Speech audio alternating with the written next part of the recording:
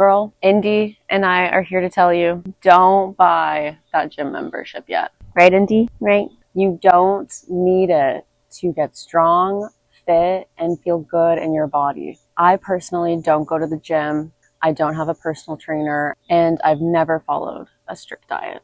But I'm lean, I'm strong, and I feel better than I ever did when I was overtraining at the gym. In today's video, I'll show you exactly how I stay fit from home workouts to daily movement and habits that actually just stick, even on those low motivation days. And it's all free. So it would mean a lot if you could hit the like button and don't forget to subscribe. So a little bit about me. I'm a Toronto-based design engineer and entrepreneur, sharing what it really looks like to build your dream life. So if you want to join the journey and build our dream lives together, be sure to subscribe. Let's get into it. YouTube is basically like my free personal trainer, and honestly, it's helped me stay consistent more than a gym membership has in the past. So in the past, I have had a gym membership before. Specifically, I was going to a gym called Good Life in Toronto. I was never looking forward to going. It was definitely something I had to force myself to do rather than something I would look forward to. However, YouTube fitness videos have been something that throughout my fitness journey, I have always fallen back on. You just need like a 5-minute hit, a 10-minute stretch, a 20-minute gym style body weight, or even just 10-pound dead bells, or with resistance bands. There are so many different fitness videos out there and different styles to fit what exactly you love. So if you have a specific gym in mind and you're like, okay, I want this type of trainer, you can find that on YouTube for free and in the comfort of your own home. Some popular ones that I always like to go back to are Pamela Reif, Gains by Brains, Grow with Joe, MadFit, and they each have their own unique style and type of video that they do. So I would recommend trying one from each if you haven't already, and then see which one you like. Or honestly, I flip back and forth depending how I feel. I kind of pull up one, like if I'm really wanting a hard hit, Pamela Reif. If I'm really wanting more of like a circuit gym style video, then MadFit. If I'm looking for specifically more like lower body and like resistance training, then Gains by Brains. And they have so many videos that there's just constantly a new one you can try. And I have some favorites. I make sure to save all of them to different playlists, so then whenever I feel like I need a quick pick-me-up or I want to have a specific routine, then I can just rely on those favorite videos. And do I have to say it again? It's all free. Literally, like this video, all of the fitness videos on YouTube are all free. And I'm not sure if anyone else out there can relate to this, but I personally don't feel as comfortable in a gym setting than I do in my own home. That's probably because I haven't regularly gone to the gym and built that confidence around using the equipment and felt comfortable.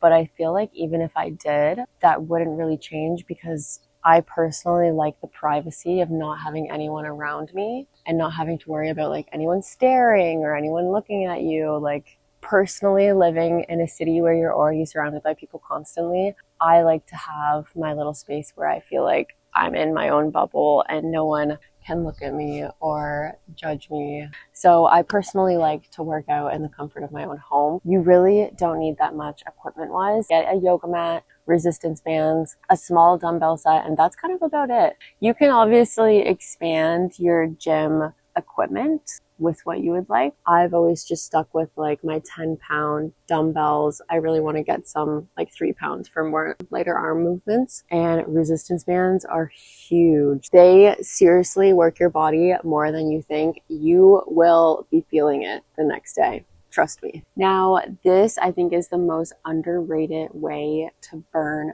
fat. And I feel like a lot of people won't classify this as like working out. And I do believe it should just be a part of your daily routine and something that is just a baseline, not necessarily a part of your workout, but maybe just a part of your daily routine. So this might sound a little odd, but I am obsessed with walking. I love it. The most underrated activity to add into any daily routine. in my opinion. I make sure to do at least 20 minutes of walking every single day, even on a rest day when you feel so sore and you feel like you can barely move. You still need to get out and move. So typically most days I walk 3 times a day, and those walks can be up to an hour each. That might sound like I'm wasting a lot of time walking, but honestly, walking has so many benefits. So many. It helps with digestion, your mood,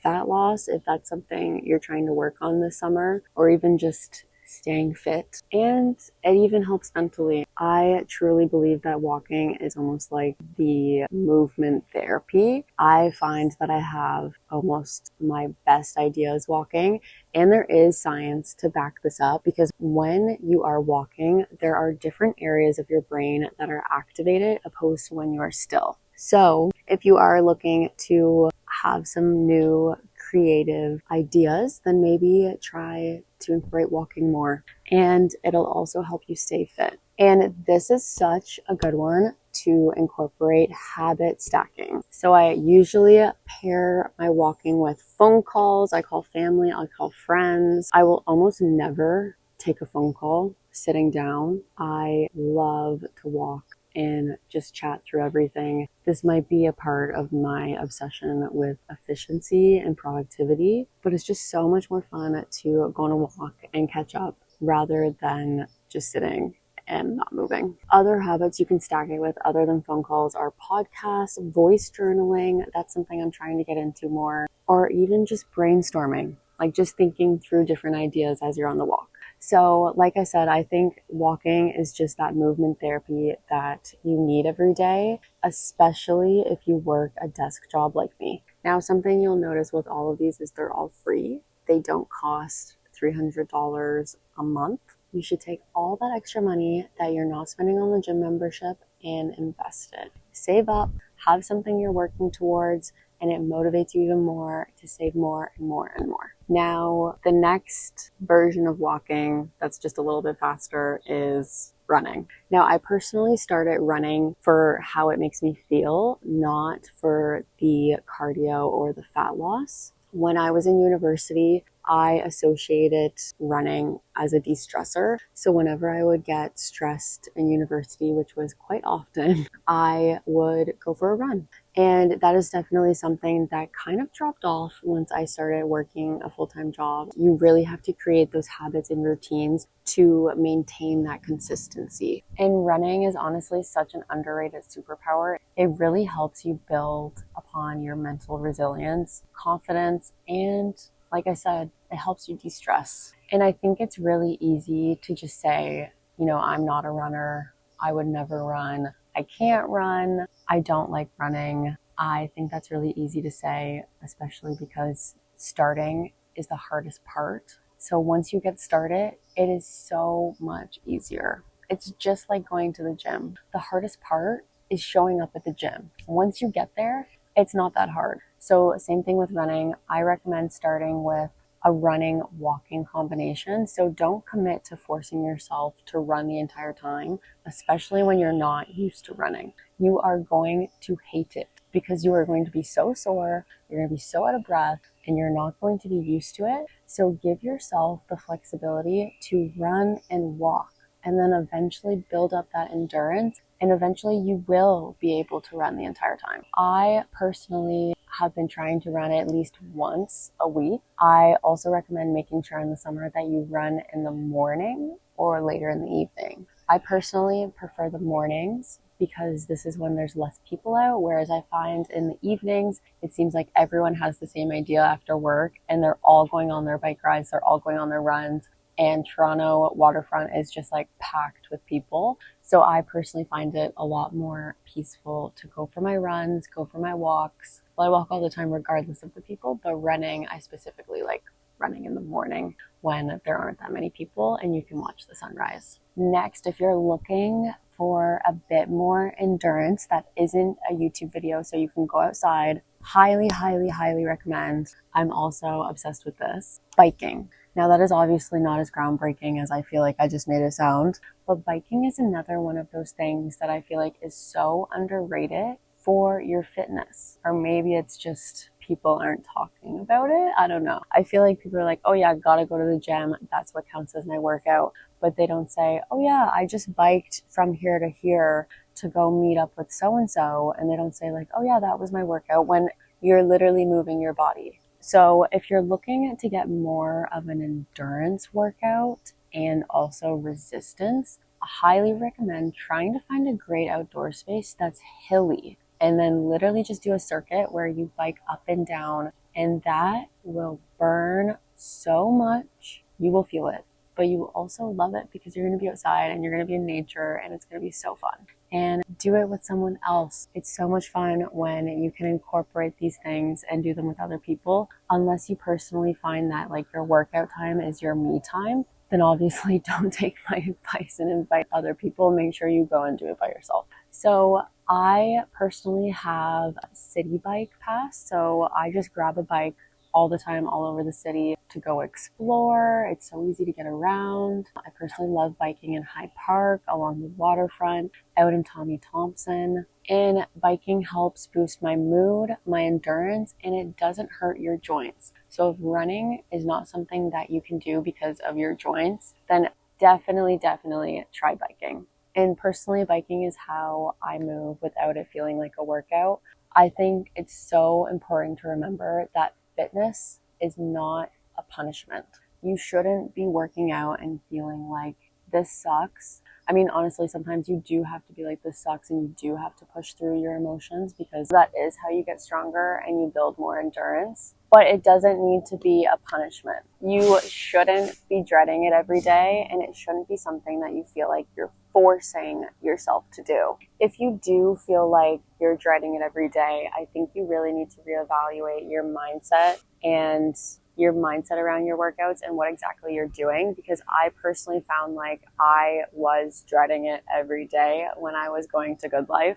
I will say I did not really look forward to going anytime. It felt like a chore. It felt like something I had to do. But now that I've given myself flexibility in the ways that I work out and when I can work out, and working out in the comfort of my home or outside, which I love being outside, and that's also why I decided to record outside, then I think it's just important that you reevaluate your fitness routine and make sure that you're doing something that feels like fun. Life is way too short not to have fun. And if it's something that you're doing every single day, you should make sure that you're having fun. So find what works for you and make sure to do more of whatever feels good, but also make sure that you're challenging yourself. Also make sure that you're constantly pushing yourself. Run further, bike up a higher hill. Turn it up another gear when you go up that hill. Do a couple more laps. It's important that you make progress and you're challenging yourself and have goals or milestones that you're working towards, or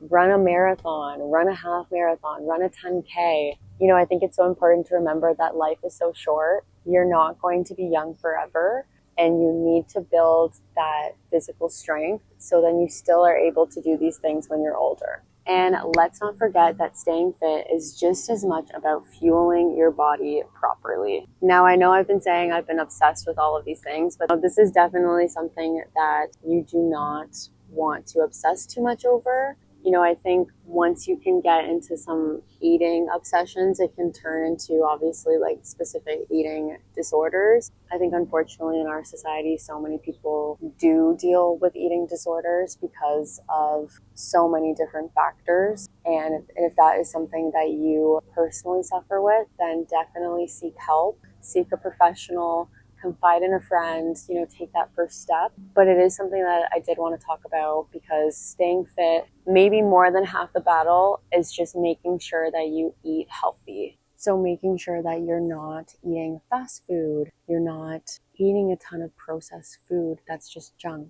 It's going to do absolutely nothing positive for your body, only negative. So I personally prioritize whole foods, specifically making sure that I'm getting enough veggies and protein. And I cook at food most of the time to just avoid that unwanted junk.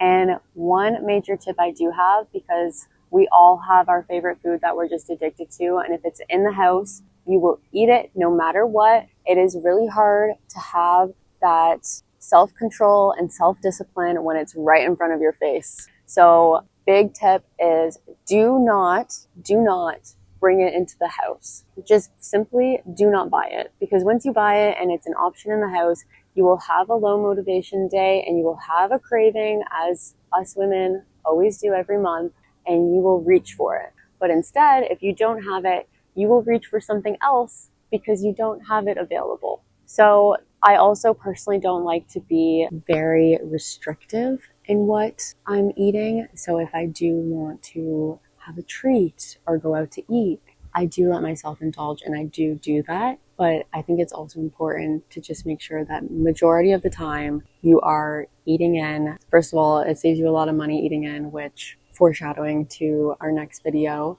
And you simply just know exactly what you're eating because you made it. You bought it all. You know all the ingredients. It's fresh and it's clean. And what you eat really does affect how you feel. I think we've all eaten like a bag of chips or a chocolate bar, and then afterwards you feel so tired and you just feel honestly quite lazy and you don't want to do anything. But when you eat nutrients dense food that's clean and healthy for you, you will feel the exact opposite. And I'm sure all of you realize, if you were to keep track of what you eat and how you feel after, you would notice that association as well. So I've definitely shifted my mindset from not just eating to look good or stay healthy. I'm eating to feel good. And bonus tip, going back a bit to that habit stacking, I think such a fun way to incorporate some extra movement is habit stacking movement with some daily activities. So for example, when you're waiting for your coffee to brew in the morning, maybe just do some squats. When you're binging your favorite Netflix show, maybe get your yoga mat out and do some stretches on the ground, and you can obviously still see the TV and enjoy your show at the same time. Or like one of my favorite activities is when you have a phone call or you want to catch up with friends or family, go for a walk. And one funny thing that I will always do no matter what is when I'm out on Toronto or when I'm out anywhere just exploring, I refuse to take escalators if stairs are an option. So I will always take the stairs and I will never take the escalator because it's such an easy way just to get some extra movement in. And all of these little actions and movement stack up over time. And it really helps you see movement as a part of living and not a chore or something you need to check off on your to-do list. It's just part of your daily routine. So personally, I'm with you. I used to think that I needed a gym to be able to stay fit. I used to start and stop routines. I'd always feel guilty about skipping my workouts because I didn't feel like going to the gym that day. I didn't want to be around people. When I simplified my fitness to fit my lifestyle and my preferences rather than doing what I thought was right, it all clicked. No gym guilt, no pressure, just small habits that I actually enjoyed and helped me maintain my physical health, honestly, and mental. Those walks are seriously therapy. And that's how I stay lean, fit, and strong, all without a gym. And I also think, last thought, it's so interesting how in North America, there's so many gyms. You go to any city, there's so many different gyms, and I don't remember ever seeing any gyms in Europe. I don't. Maybe I only traveled in Italy, but I seriously don't remember seeing any like typical style gyms that you would see in North America, which is kind of interesting to think about. Like, why do we feel like we need to have that specific style to stay fit and strong when actually there's some blue zones over in Europe where people live to be very old and strong? So I think it's important to rethink the way that we have to incorporate fitness into our lifestyle. And personally, I think you should do what works best for you and what makes you feel good and something that you enjoy every single day,